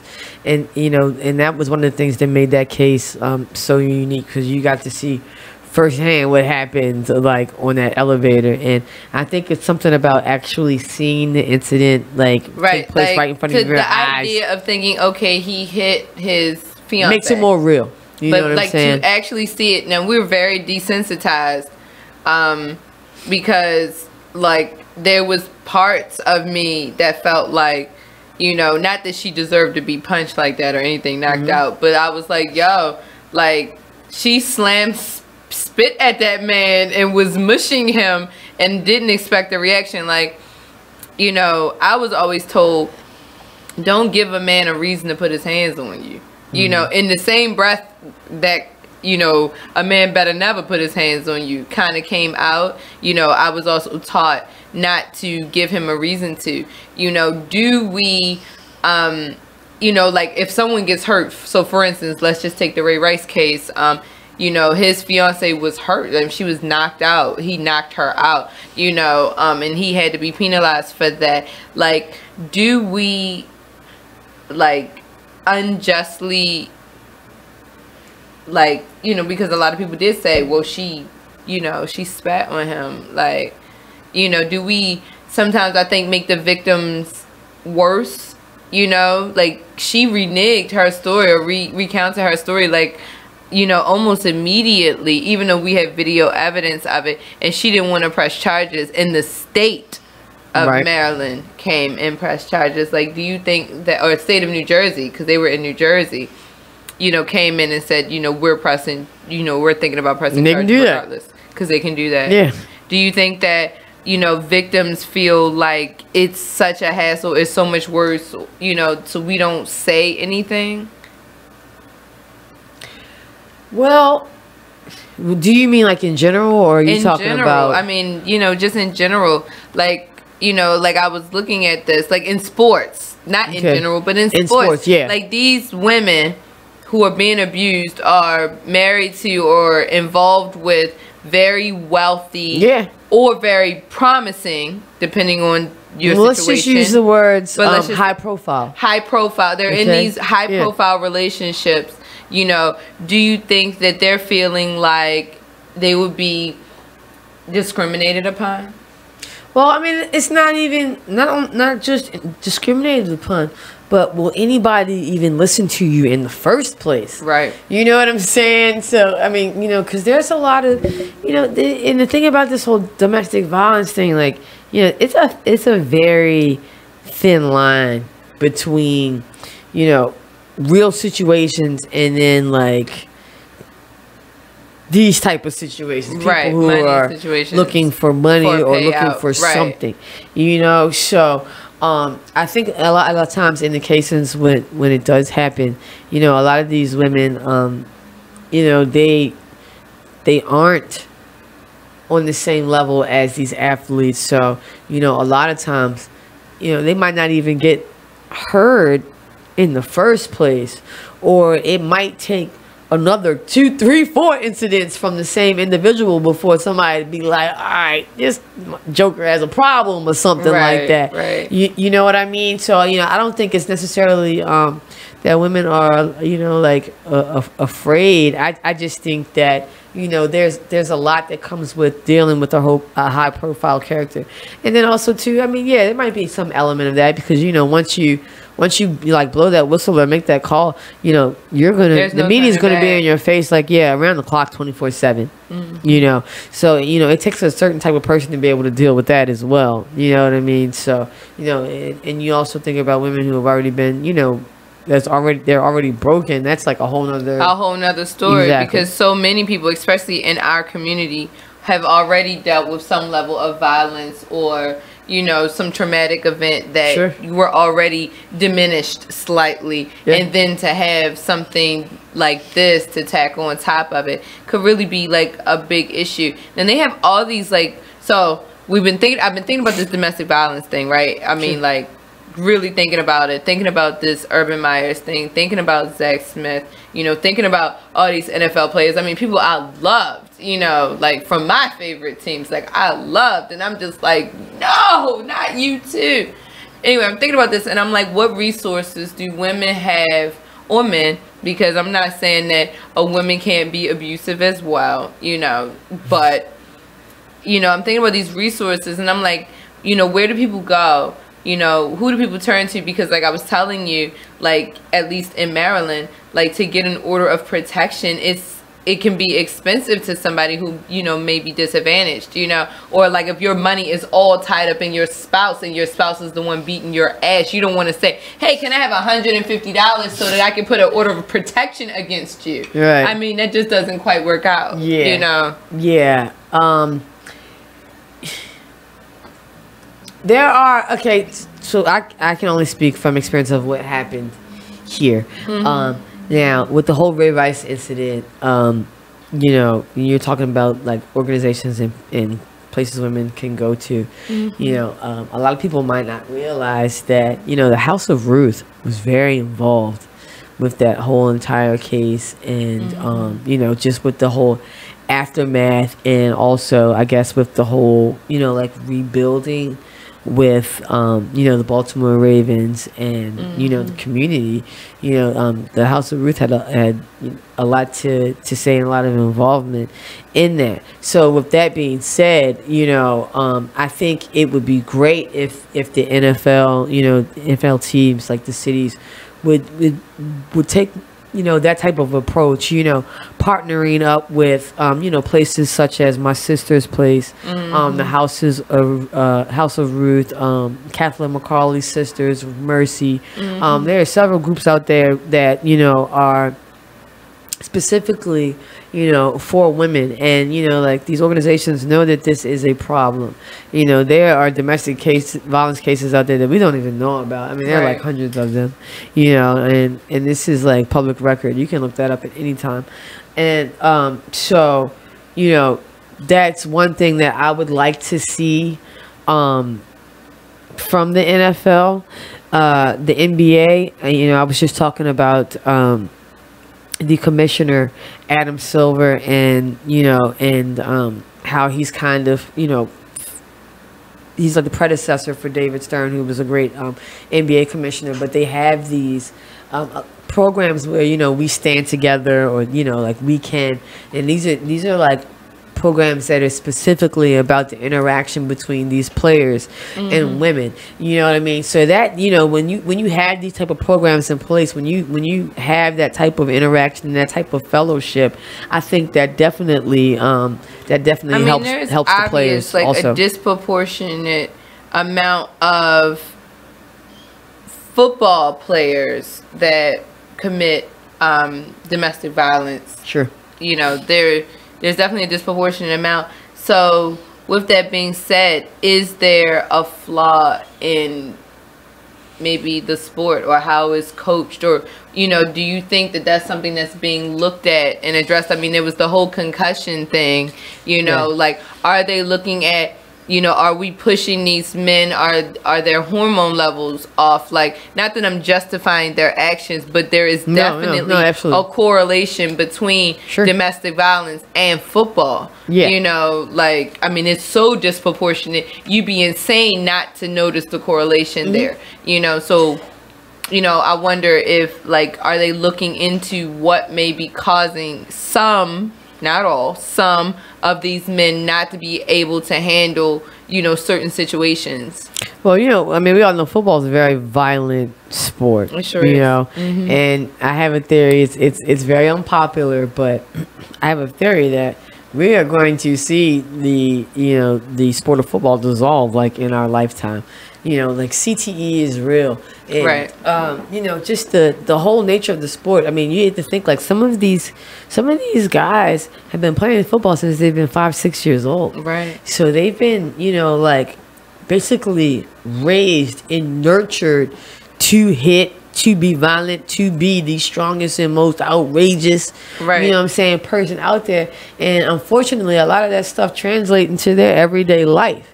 You know what I mean? And then, you know, let's go ahead and sprinkle CTE on top, which is like a whole nother thing. I mean, some of these people are killing themselves because they can't deal with voices in their head or images or, you know, all of these type of things. And you have to think like, you know, these are players that are going through these that have these ailments and these disabilities. They have families, yo. They're married. They have children. You know what I'm saying? This is not just something that they can turn on and off. You know what I'm saying? And, you know, and also with a lot of pressure of being a professional athlete in 2018 with social media and with the way that, you know, we treat each other as human beings in general, you know, it's very tough. And, you know, like the whole domestic violence, I mean, it lends itself to so many different like angles, you know, especially as to like the cause of these incidences in the NFL. Right. Like I'm highly concerned. It's funny because like, you know, I have a 10-year-old son and I'm always concerned about like what is the sports he's playing contributing to his life? What are the video games he plays? Like, what are they doing to him? Is he going to become one of these aggressive men that ends up hurting someone? Like, I mean, these are the things that really, really cross, you know, my mind because I don't know for sure. And, you know, everything seems so new, like all these, and I wonder if it's all just bullshit. Are they just justifying bad behavior? You know, like I really don't know. And like the fact that there aren't any significant punishments for Urban Myers right now, and he very well seems like, I'll say it like that, or allegedly knew this was happening, you know, why aren't, you know, how am I supposed to feel as a woman? You know, I don't feel, you know, like my voice matters as much as a high profile football coach. Yeah, and that's kind of like the whole sad thing about it all, really. And you know, and the crazy thing about it is that, you know, women work for college, you know, work for the NCAA college football teams. Absolutely, they do. Women work for the, you know, the NFL pro football teams. And I on my show I had the person responsible for the marketing and branding for the Baltimore Ravens come on my show last fall, and you know, she was, you know, telling us that, you know, the big thing for the year was the big theme was together. Right. You know, and you know, if you're a huge Ravens fan, like, you know, you at any point in the season you saw like that slogan, you saw that, you know, that phrase you know, throughout, you know, Ravens on commercials, at stadiums, what have you. Right. And so, you know, there are, you know, some organizations who actively, you know, and this is in response, you know, in Baltimore, you know, this is like, you know, in response to, you know, not just, you know, Ray Rice, but like, you know, Freddie Gray and, you know, all of the, you know, different things that we've, you know, the city's just really been in turmoil over the past couple of years. We've been dealt a few blows over the last, like, 5 years or so. Like, it's definitely been kind of a one thing after another. And it's funny because, you know, they always say the first thing out of a black person's mouth is, you know, what's next, or it's one more, it's always something. You know what I mean? Like, and that's really, like, unfortunately how I feel. Like, I love this city. That's why I wanted to celebrate Baltimore Black Heritage Week, because like Lynn said, this is a predominantly black city. However, like, there's the flip side of that where we have the tarnishment of, you know, people's behavior, and I'm feeling like, all right, so y'all just gonna let this slide? Yeah, well, I mean, that kind of goes back to like what you were saying, like, do women really have a voice?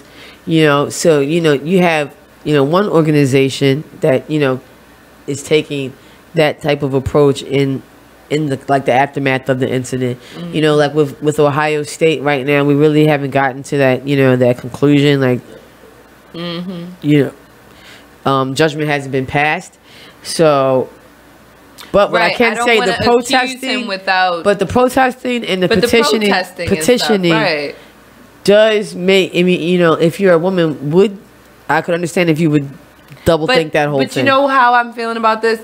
And I hate to bring him up in this because he has nothing to do with this, but it's the same way I felt during the election season when the women were supporting Trump and was saying things like, he can grab my pussy and things like that. Like, I feel the same way about the protesters in the petitions about this. Like, I don't have any beef with you if you stay neutral and you want to see the outcome of a fair trial. I'm with that. You know, male, female, undecided, I'm with that, you know. But to support a situation that could be domestic violence as a female is the equivalent of supporting, you know, bad sexual aggression to me as a female. Like, it's the same ballpark, at least. It may not be exactly the same sport, but it's the same ballpark. You know, unfortunately, I mean, this is kind of like the day and age that we live in. I mean, we had an incident with Sandy Hook, and President Obama tried to have a speech Sunday night. I remember during Sunday Night Football, and there were people who were actually pissed, that they paused Sandy. They paused Sunday Night Football for this, you know, for the president to have like a state of the union address. Yeah. So I mean, that just lets you know, like, you know, this is just where we are, you know, in America right now. Sports is no different. Yeah, like, I mean, and you're right, like, and is that, how scary is that? You know, that this is where we live, this is where we're raising our children who are not born with hatred or dishonesty or a feeling of prejudice or inequality for one another. You know, like, these things aren't, they're not born this way, you know, like. And I didn't know that because I thought children were born with everything they needed. No, I didn't really understand how much children learn. Yeah. You know what I mean? Like, children adopt, you know, information. One of the things, I had a big kind of thing, you know, with my kid the other night because one of his friends told him I wasn't black because of the way I spoke, because I chose to use correct English versus using, you know, some of the local, you know, colloquialisms, whatever it's called, slangs and shit, ebonics and shit. So apparently I wasn't black enough. So I asked him, what does it mean to be black to you? Like, what does it mean to act black? Like, I kind of dug in his shit a little bit because I didn't like the idea of my child having a very local mentality. You know, I didn't want him to grow up with prejudices like, this is what it means to be black, or this is what it means to be female, or this is what it means to be male. Like, I didn't want to box him in like that. And I think I took more, I was angrier about the fact that he even allowed that kind of conversation into his space, then I think I took offense to him, you know, regurgitating what someone else said about me not being black. You know, like, I feel like we need to learn to respect one another, regardless of sex, gender, creed, you know, education level, background, or whatever. Like, you know, we need to be a team. Like, we're all a part of this, and we all have a role to play, you know, and that doesn't mean you can go beat up on your wife or beat up on your girl or have your brother beat up on somebody or have your sister beat up on somebody, you know, because, you know, you're, you know, pissed off about something. Like, that's not okay. Violence cannot be the direction we point in, you know, like. Agreed. You know, like, we just can't be that way. And we have to learn to control that shit. Especially as African Americans, and even more so when you're on that platform, when you're high profile that way. Because how many children are looking up to this person? I mean, yeah, a lot of kids are running around here saying, I want to be a football player. But there's plenty of people growing up thinking, I want to be a football coach. Yeah. I mean, seriously, like, dead absolutely. ass. You know, dead ass. And those are the thoughts that run through my mind. I mean, my kid plays sports. You know, now he plays a pretty not aggressive, non-contact. That's what we would say, right? Non-contact sport, right? That's what we'll say. But he also plays rugby, which is very contact sport, and there's like no protection, and is training or playing that sport gonna affect him later where he's yoking up his prom date? Like that shit is, I shouldn't be thinking that, but I am. That's some scary shit. You might be bailing your 18-year-old out of central bookings because he done yoked up his prom date, because somehow it's being told that it's okay to be violent to your significant other when you're upset about something. Like, that's not okay. And under no circumstances is it okay. Right. Like, violence cannot be tolerated on any level. Like, we were just talking about ceasefire. We're talking about Baltimore Black Heritage Week. Violence can't be tolerated. We have to cut it off now. All right. I'm just saying. I agree with you. Well, that's about the time we have. I do thank you so much for being here, for celebrating Black Heritage Week with us. Like, it's definitely catch me in the streets. Absolutely. We will be out all week next week. I will be, I will post information about Black Heritage Week. I suggest you go to the Facebook page and like it. It is Baltimore Black Heritage Week on Facebook. It is Black Heritage Week on IG. I will post links to things as they come about, and as well, to in addition to that, I will also post links to domestic violence agencies, helplines that may help you if you are facing or you are in a situation where this is what's going on in your life. It's not okay, and there is ways, things out there to help you. So I definitely want to make sure I get that information out there as much as possible. You spoke about several local places to get help, and I know a few national places, so we'll get together and we'll make sure that that information is disseminated to you. But thank you so much. Hey, thank you so much for having me. And you guys, for everybody who likes sports, please, tune in to Be Exposed Radio on Mondays, 7 to 9 for my show, Just a Bit Outside. We talk about sports. We talk about anything. It's everything. Hilarious. It's a great show. But you get a lot of information. It's definitely my favorite show. I love Keisha and Mark Foster's chemistry. Mark, you what up? Gotta check that out. Shout out to Mark. That is another one of my homies, and he may be seen around town doing Black Baltimore Heritage Week. So on that note, I'm gonna call it a night. You got an hour left in Hump Day. I hope you guys get out there and get some loving. But I hope don't you forget, get some loving. I hope I get some loving too. Me too. I hope I get some too. I hope you get some loving. Yeah. For real, loving would be good right now. Right. But at the end of the day, we just need to love life and be brave and live unapologetically.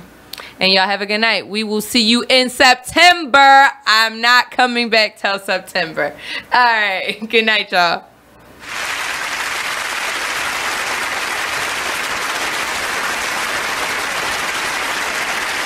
Be Exposed Radio. It's a family affair if you want to look at it that way. It is. I totally agree, and I believe I believe that this wisdom on the wall is going to be a movement, and that's what I believe we are doing. Is we're creating a movement where people is essentially, even after we've presented in these workshops